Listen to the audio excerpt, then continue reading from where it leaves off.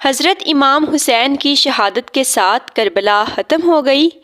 نہیں، بلکہ کربلا کے بعد ایک اور کربلا۔ خود رسول اللہ صلی اللہ علیہ وسلم کے ارشادات اس بات کی طرف اشارہ کرتے ہیں کہ اب جو مصیبت شروع ہونے والی ہے وہ اس مصیبت سے زیادہ سخت ہے جو گزر چکی ہے۔ امام حسین کی شہادت، اصغر، علی اکبر، حضرت عباس، حضرت قاسم کی شہادت کے بعد کیا ہوا؟ امام حسین شہید ہو گئے، لباس تک لوٹ لیا گیا۔ بعض روایات میں آتا ہے کہ امام حسین نے ایک انگشتری پہنی ہوئی تھی، اسے لوٹنے کے لیے انگلی تک کاٹ دی گئی۔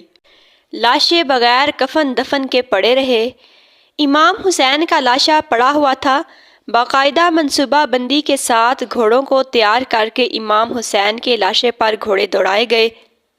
چونکہ بیبیاں خیموں میں ہیں تو اب فوج کا رخ خیموں کی طرف ہے۔ اب بیبیوں کے سروں سے چادریں چھینی جا رہی ہیں اور خیموں کو آگ لگا دی گئی۔ 11 محرم کو عمر بن سعد نے اپنی فوج کے جو لاشیں تھے انہیں دفن کیا، مگر شہداء کی لاشیں اسی طرح بے دفن اور بے کفن پڑی رہیں۔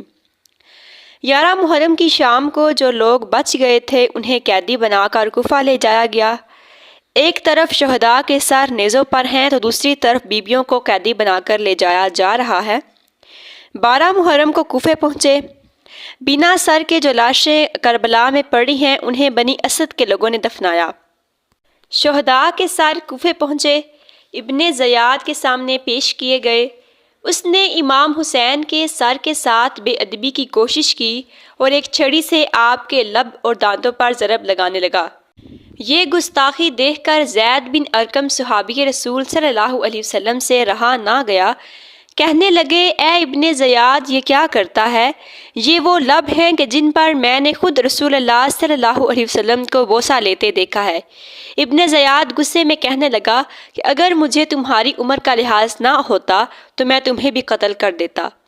وہ صحابی لعنت ملامت کرتے ہوئے وہاں سے چلے گئے۔ جب اہل بیت کا قافلہ کوفہ پہنچا تو لوگ تماشائی بنے دیکھ رہے تھے۔ حکومت نے انہیں بتایا تھا کہ مخالفین اسلام کی ایک جماعت کھڑی ہوئی ہے اور یزید نے ان سب کو مار دیا، اور جو بچ گئے وہ قیدی بنا کر لائے گئے۔ اس عالم میں حضرت زینب اور امام زین العابدین یعنی کہ امام حسین کے بیٹے، انہوں نے مجمع سے خطاب کیا اور ایسے خطاب کیا کہ کوفے والوں کی آنکھوں سے پردے ہٹ گئے اور حکومت نے بے خبری کا جو تلسم قائم کیا ہوا تھا وہ ٹوٹ گیا۔ اب ابن زیاد ان قیدیوں کی دربار میں حاضری کا حکم دیا۔ قیدی لائے گئے۔ وہ خود تخت پر بیٹھا تھا اور حضرت زینب کھڑی ہیں۔ ابن زیاد نے پوچھا کہ یہ کون ہے؟ بتایا گیا کہ زینب بنت فاطمہ ہے۔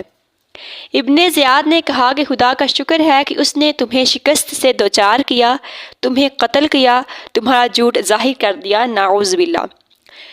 علی کی بیٹی نے جواب دیا، حمد ہے اس خدا کی جس نے ہم کو عزت دی۔ حضرت محمد صلی اللہ علیہ وسلم کے ساتھ ہمیں پاک و پاکیزہ قرار دیا۔ رسوا وہ ہوتا ہے جو فاسق ہو، جو فاجر ہو۔ ابن زیاد نے حضرت زینب کا دل دکھانے کے لیے کہا کہ دیکھا تم نے اللہ نے تمہارے بھائی اور دیگر عزیزوں کے ساتھ کیا کیا؟ حضرت نے جواباً کہا کہ میں نے تو اچھا ہی اچھا دیکھا۔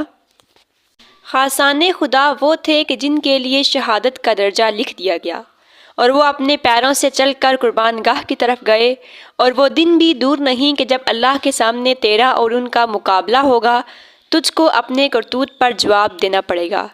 پھر اس کے بعد وہ بدبخت فرزند امام حسین امام زین العابدین کی طرف متوجہ ہوا۔ ان کے درمیان بھی ایک مکالمہ ہوا، یہاں تک کہ وہ کہنے لگا کہ فرزند امام حسین کو قتل کر دیا جائے۔ جب اس نے یہ کہا، حضرت زینب دوڑیں اور بھتیجے سے لپٹ گئیں اور کہا مجھے بھی ان کے ساتھ ہی قتل کر دو۔ حضرت زینب کے اس ارادے کے بعد وہ باز آ گیا، کہنے لگا ٹھیک ہے قتل نہ کرو، یہی ان عورتوں کو لے کر جائے گا۔ اہل حرم کو قید خانے میں ڈالنے کا حکم دیا گیا۔ اگلے دن ابن زیاد کے حکم پر سر امام حسین کو کوفہ کے ہر کوچے اور ہر گلی میں گھمایا گیا۔ یزید شام میں تھا، قیدی کوفے میں تھے۔ یزید نے ابن زیاد کو حکم دیا کہ قیدیوں کو میری طرف روانہ کرو۔ 15 محرم کا دن تھا جب یہ کوفے سے نکل کر شام کے لیے روانہ ہوئے۔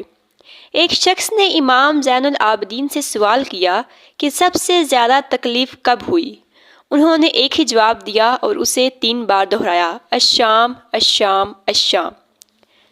نیزوں پر شہداء کے سر ہیں، بیمار امام زین العابدین کے گلے میں طوق ہے، اور جان بوجھ کر دمشق جانے کے لیے وہ رستہ اختیار کیا گیا کہ جس میں آبادیاں زیادہ پڑتی ہیں۔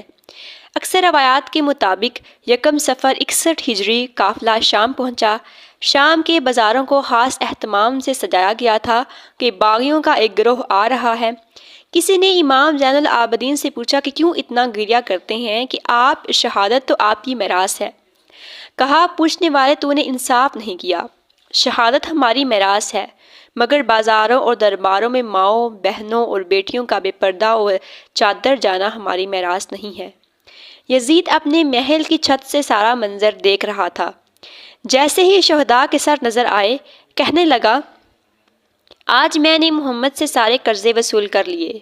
قافلے کو دربار شاہی کے سامنے روک دیا گیا۔ کافی دیر کے بعد انہیں اندر بلایا گیا۔ دربار کو باقاعدہ سجایا گیا تھا۔ یزید شطرنج کھیل رہا تھا اور اس کے ہاتھ میں شراب ہے۔ سکینہ کی وفات شام میں ہوئی۔ شام میں انہیں قیدیوں کی طرح رکھا گیا۔ اس کے بعد یہ قافلہ واپس مدینہ پہنچا۔